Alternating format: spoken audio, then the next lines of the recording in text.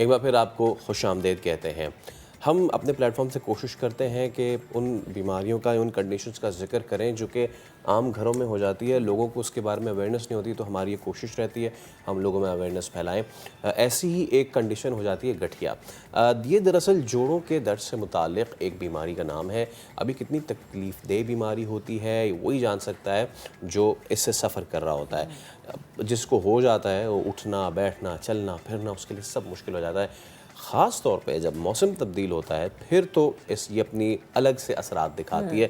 سردیوں کا موسم جو ہے گٹھیا کا مریضوں کے لیے سمجھا جاتا ہے کہ بڑی آزمائش والا موسم ہے. اب کیا کیا جائے جی اس کے لیے, کیسے ہو جاتی ہے یہ, اور اگر کسی کو ہو جائے, بہت سارے مجھے لوگوں نے کہا ہے کہ اس کی ریورسل بیک نہیں ہے. اچھا یس, چلیں یہ ہم جانیں گے. ڈاکٹر امبرین فرحان ہمارے ساتھ اسٹوڈیوز میں موجود ہے. السلام علیکم ڈاکٹر صاحبہ, کیسے ہیں آپ؟ جی السلام علیکم.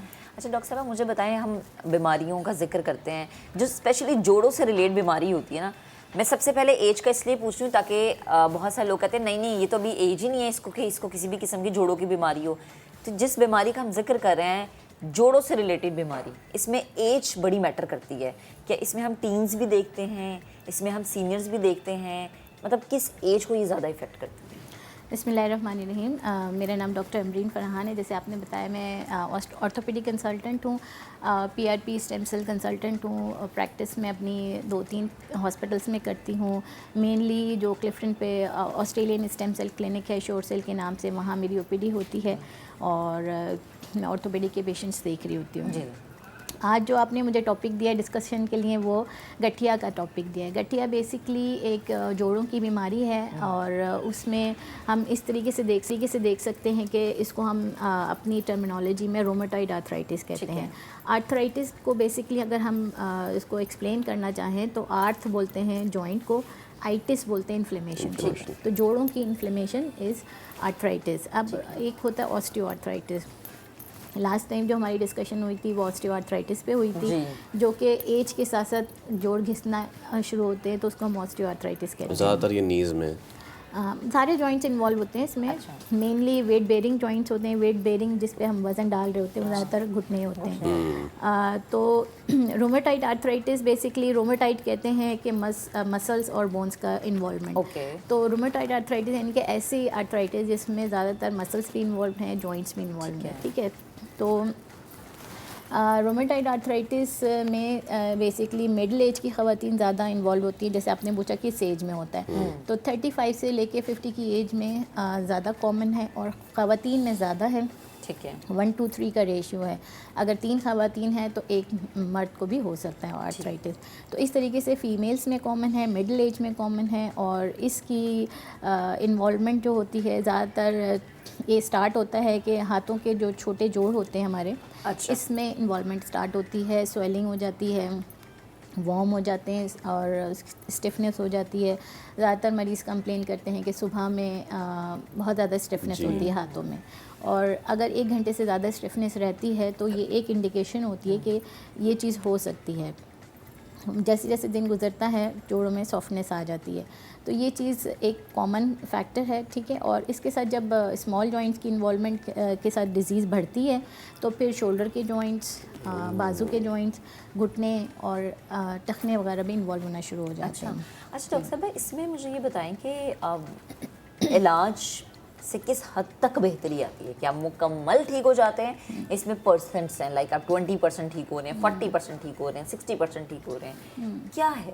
دیکھیں بیسکلی اگر ہم نے علاج کے اوپر بات کرنی ہے تو پہلے ہمیں ڈیزیز کے بارے میں پتہ ہونا چاہیے کہ ڈیزیز ہے اس کی کیا. سٹیجز ہوتی ہیں. جی, ڈیزیز ہے کیا. ڈیزیز بیسکلی یہ کچھ جینیٹک فیکٹرز بھی ہیں, کچھ ایسی جینس ہیں جس میں یہ زیادہ کامن ہے, اور وہ جینس والے حضرات خواتین اگر انوائرمنٹس میں کچھ ایسے پارٹیکلز ہوتے ہیں ان کو ایکسپوز ہوتے ہیں تو پھر کیا ہوتا ہے کہ ہماری باڈی کے اندر جو ہمارا مدافعتی نظام ہے, امیون سسٹم ہے, اس میں ریئیکشن شروع ہو جاتا ہے. اچھا, اب ہمارے مدافعتی نظام کو سمجھنے کے لیے بیسکلی ہمیں پتہ ہونا چاہیے کہ ہمارا مدافعتی نظام کیسے کام کرتا ہے. جیسے کہ ہماری آرمی ہوتی ہے, اگر ہماری آرمی بارڈرز پر ہے, باہر سے کوئی بھی فورن بندہ اندر انٹر ہوتا ہے تو ہماری آرمی ایکٹیویٹ ہو جاتی ہے. ٹھیک ہے, پانی والی بھی اور ایئر فورس والی بھی اور وہ بھی, تو اس سے پھر اس کو کل کر کے ختم کر دیا جاتا ہے. ٹھیک ہے, इसी तरह हमारी बॉडी में कुछ सेल्स होते हैं जो हमारी बॉडी में अगर कोई बाहर से फॉरेन पार्टिकल जा रहा है तो उसके अगेंस्ट रिएक्शन क्रिएट करते हैं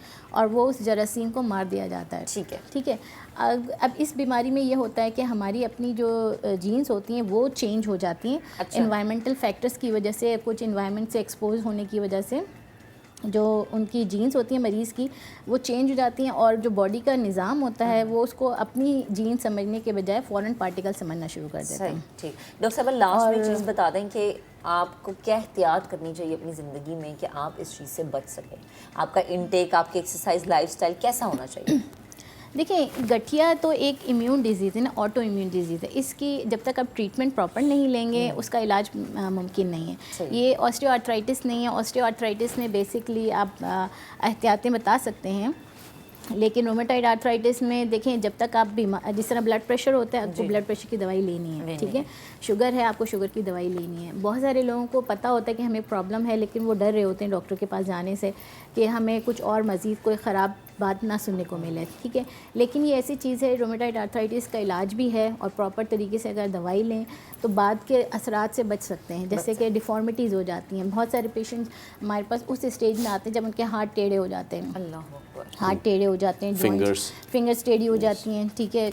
नकल्स ऐसे क्लॉ हैंड्स, वो इरिवर्सिबल जी है? जी वो रिवर्सिबल है? वो रिवर्सिबल अगर रिएक्टिव स्टेज पर है, जैसे सूजन वगैरह वाली स्टेज है, तो हम मेडिसिन से उसको कंट्रोल कर सकते हैं। लेकिन अगर वो जॉइंट डैमेज हो चुका है बिल्कुल, तो फिर उसको रिवर्स करना मुश्किल होता है। सही है, ठीक है। लेकिन फिर भी पेशेंट को ईज़ आउट करने के लिए हम बहुत सारी चीज़ें कर सकते हैं। तो ये चीज़ें हैं और इससे इस तरह बच सकते हैं, या आपको अगर पहली भी स्टेज है तो आप फ़ौरन इस चीज़ को कंट्रोल कर सकते हैं। बिल्कुल। ठीक है। डॉक्टर साहब आप बेहद मौजूद थी, गुफ्तगू कर रही थी। बड़ा ज़रूरी है जब भी आपको किसी भी कोई भी बीमारी अटैक करे ना, तो आपको उस बीमारी पे खुद डॉक्टर नहीं बन जाना चाहिए बल्कि डॉक्टर से रुजू करना चाहिए। चले